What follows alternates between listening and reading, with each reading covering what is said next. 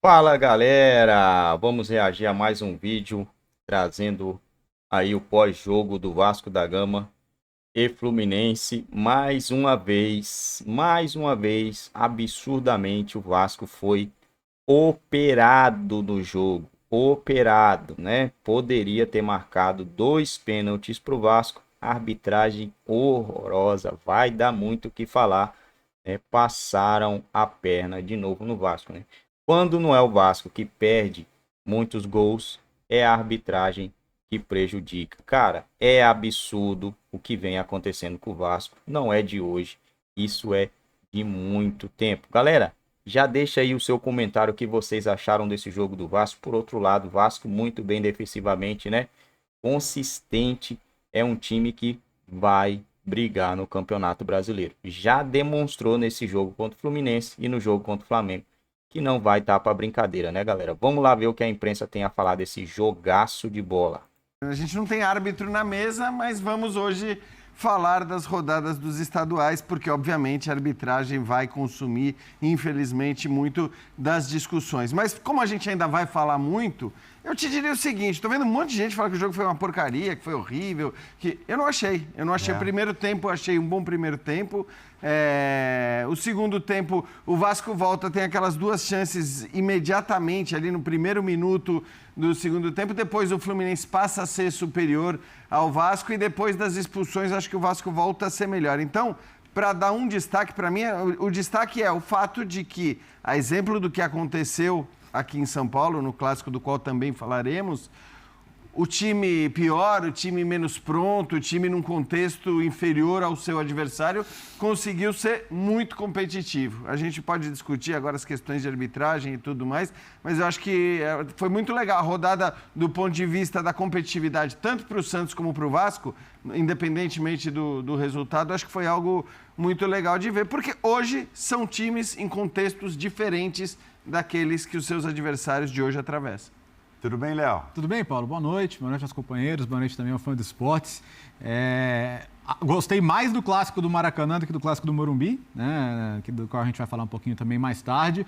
Em comum entre os dois, o esforço das equipes de arbitragem, cabine incluída, em atrapalhar o jogo, né? Mas vamos entrar em detalhe nisso também. Eu acho que o torcedor do Vasco, entre a frustração com o resultado e todo o contexto do jogo, e a satisfação por ver um time muito competitivo, né, muito brigador, de que quando não está tecnicamente muito afinado, ele é capaz de ser competitivo contra um adversário com muitos jogadores técnicos, aí sim, como é o caso do Fluminense. Eu acho que ele tem que sair satisfeito, sim, com o que ele viu dentro de campo hoje. O Fluminense está testando coisas, né? O Fluminense, vamos lembrar, tem menos tempo de preparação, pelas férias condicionadas pelo fim da temporada também atrasada no ano passado, foi ao Mundial, motivo nobre, e alguns jogadores ainda sendo encaixados no elenco. Hoje o Diniz fazendo essa tentativa aí com o Renato, um time que ganha em técnica, mas perde muito em intensidade, em velocidade, em agilidade. São coisas que ele vai ter que pensar se vale a pena insistir para fazer funcionar ou não. Mas, no geral, achei um jogo que pelos 45 minutos valeu muito. Pelos segundos 45, que foram 55, na verdade, né? pelos 10 minutos de acréscimos, aí foi muito atrapalhado por todas as questões de jogo parado aqui, jogo parado lá, as expulsões que até agora não consegui entender bem por que elas aconteceram, qual o motivo para as duas expulsões, e um esforço realmente em fazer o jogo não acontecer, né? Aquela famosa frase do perigo de gol, era perigo de qualquer coisa. Me pareceu que o professor Bruno Mota estava desesperado de que alguma coisa acontecesse no jogo que pudesse causar mais problemas para ele. Então, acho que o jogo poderia ter sido ainda melhor se tivesse tido mais jogo no segundo tempo. Mas acho que, no geral, o torcedor do Vasco pode ficar satisfeito com a postura do time. Acho que o Vasco competiu bastante e, se fosse uma luta de boxe, talvez até vencesse por pontos.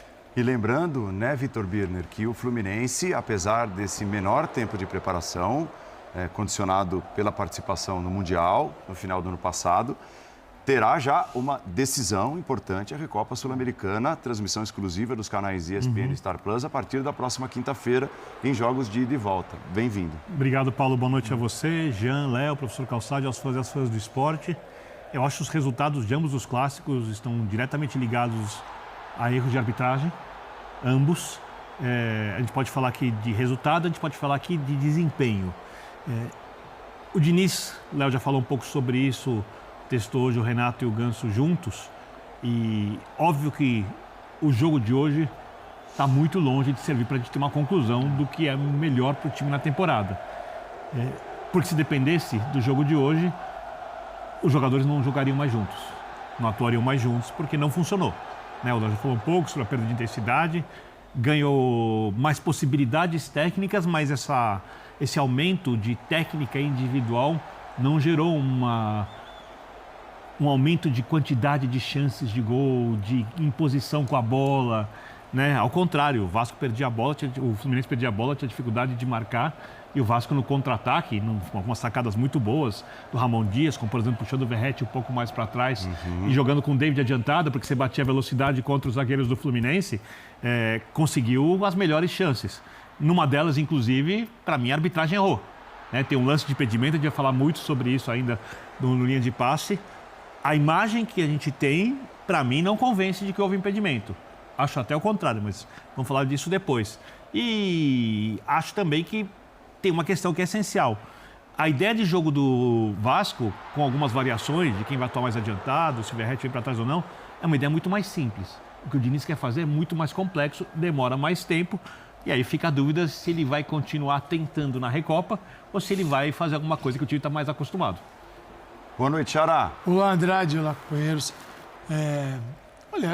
A gente tem que entender em que contexto esses jogos foram produzidos, O Clássico Rio, o Clássico São Paulo. A gente vai falar também de uma vitória, a segunda vitória do Corinthians no campeonato, depois de 5 derrotas consecutivas. Então, torna relevante um jogo contra o Botafogo de Ribeirão Preto. Para a fase do Corinthians, ele é relevante. Então, quais são os contextos envolvidos, O do Vasco, acho que o Vasco não tem invenções. O Vasco, sim, tem ajustes. Isso. Tem situações estratégicas, de comportamentos, de ajustes. Você vai dar um passinho à frente, você vai tentar fazer isso, pegar a velocidade em cima dos zagueiros e tal. E no segundo tempo, isso funcionou muito bem. Já o Fluminense, entra Renato Augusto, você começa a ver que está o Renato, de repente o Renato aparece ali do lado do Cano, o Ganso do lado direito, sem a bola, voltando o Ganso, do lado esquerdo. Com aquela liberdade de todo mundo circular. É um contexto do caos que o Diniz gosta de levar suas equipes, e não é aquele jogo certinho, posicionadinho. E quando você introduz um jogador novo, e tem vários novos para serem colocados dentro de campo, você tem que ter um tempo para isso. Então, semana que vem vai ser, na minha visão, a busca pelo Fluminense mais parecido ao que ganhou a Libertadores. Até porque ele deve isso aos jogadores que ganharam a Libertadores. Ele deve isso. As mudanças vão vir depois, mas o time que ganhou a Libertadores é o time que tem a prioridade de jogar essa competição que é resultado da Libertadores da América. Agora, os ajustes tá bom, Renato Augusto. Renato tem limitações físicas, de intensidade. Então, qual é a melhor maneira de tirar o máximo do Renato sem colocar ele numa roubada? Renato, agora você vai voltar aqui marcando o lateral do lado do campo. Não vai fazer isso nunca. E nem pode fazer isso com o Paulo Henrique Gomes também. No natural é ter áreas e que não foi assim que o time jogou. Então, eu acho o Vasco, falando do outro lado, numa situação de evolução dentro da simplicidade, que é o que o Vasco precisa fazer. E acho que o time vai dar uma encorpada. Vai ser competitivo. Quando a gente fala isso, não é para disputar o título do Brasileiro com esse elenco que aí está. Mas é para não sofrer como alguns momentos do ano passado. Coletivamente, eu gostei muito mais da atuação do Vasco que a do Fluminense, como ideia muito mais simples também de ser executada. Quando você fala do Renato Augusto, a gente precisa entender, você fala muito sobre contexto, e eu concordo, assim, assina embaixo, por quê? No contexto corintiano do ano passado, havia a dependência do Renato Augusto para alguma coisa acontecer. No Fluminense, as coisas ofensivamente acontecem muito bem sem o Renato Augusto. Então, o treinador precisa achar um jeito de fazer que o Renato Augusto entre em campo e as coisas aconteçam de maneira melhor ainda. E é difícil achar essa forma. Porque o que o Renato Augusto, com os limites físicos, pode fazer hoje? Dá para ser o segundo jogador de meio de campo? Difícil, o segundo jogador de meio de campo do Fluminense é o meia que chega muito perto dos atacantes e aí precisa recompor. Ou precisa ter uma pressão de saída de bola Martinelli intensa. hoje. Né? Perfeito. No Corinthians, era o Renato, se estivesse lá hoje ainda, que precisa resolver o Isso. problema do time. No Fluminense, é o Renato que vai acrescentar alguma coisa. E como ele pode fazer isso? Por exemplo, isso não é muito grande. por exemplo, hoje, quando ele joga mais perto do Cano, o Ganso é recuado. Né? O que eu acho que o Diniz quer? Um jogador que atrás recebe a bola com mais espaço do que você recebe no meio ali, perto da área, né? E ele acha um passe. Né? Mas o que é o forte do Ganso? É esse passe que não chega a ser um passe longo, mas um passe ali de média distância, ou aquele cara que acha que quando a bola vem ele já sabe onde vai dar a bola e dá o passe curto que clareia tudo, mais perto da área. Você tira do Ganso alguma coisa ou você acrescenta ao time mais coisas, assim? São vários questionamentos para a gente ver se vai funcionar. Só jogando para saber. Hoje, em alguns momentos, principalmente no primeiro tempo, o lado esquerdo do Fluminense tinha Felipe Melo, Marcelo, Ganso, Renato Augusto. E quem pareceu se sacrificar sempre mais era o Renato. Esse que é o ponto. No mesmo corredor. Que o Calçade colocou. Eu só acho assim, ele está obviamente fazendo testes, eu acho que foi o Calçade que falou, ele está fazendo experiências para esse momento da temporada, num jogo em que a experiência é válida. Porque também tem jogo desse campeonato estadual que você vai fazer o teste, o jogador pode ir super bem, o teu time pode massacrar o adversário e você vai dizer do que valeu. Vale tanto quanto um treino para você eventualmente testar a movimentação e tudo mais. E semana que vem já não tem mais teste, né? Exatamente. Semana que vem você já tem um jogo que vale taça, é um jogo importante. Então, eu acho que o Diniz faz bem em fazer essas experiências, mas não me parece que tendo o Keno à disposição, que tendo, sei lá, o Douglas, que a gente não sabe em que condição vai se apresentar, mas estou falando dos jogadores de beirada, ele vai ter o Renato jogando mais por ali, entendeu? Eu acho que não. Eu acho que... É muito interessante o mercado do Fluminense, porque a gente falava do Fluminense na temporada passada, em que o time titular era muito bom e até por isso o Diniz talvez mexesse.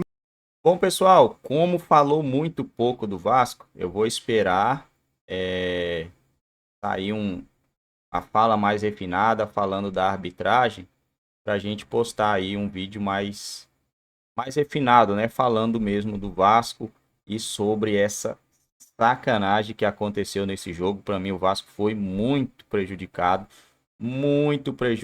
mesmo. A arbitragem omissa parece que já entrou para fazer uma coisa, né? Já entrou para tentar beneficiar o Fluminense. Essa é a realidade. O Vasco vem sofrendo com isso. Não é de hoje. Há muito tempo já o Vasco vem sofrendo com esses erros grotescos, absurdos de arbitragem. O Vasco precisa também, né, quando ter a oportunidade de matar o jogo. O Vasco teve as melhores oportunidades, defensivamente foi muito bem. A gente espera que esse time consiga desempenhar um bom futebol nessa temporada, pelo menos o que o Vasco vem apresentando, sem alguns reforços ainda que tem para chegar. Rapaz, a expectativa aumenta muito para o Vasco da Gama. Acredito que com essa pegada que o Vasco tem aí, dependendo dos adversários, tem essa também, tá, pessoal? Depende muito do adversário que pegar, o Vasco possa chegar aí a uma quarta ou semifinal da Copa do Brasil, né?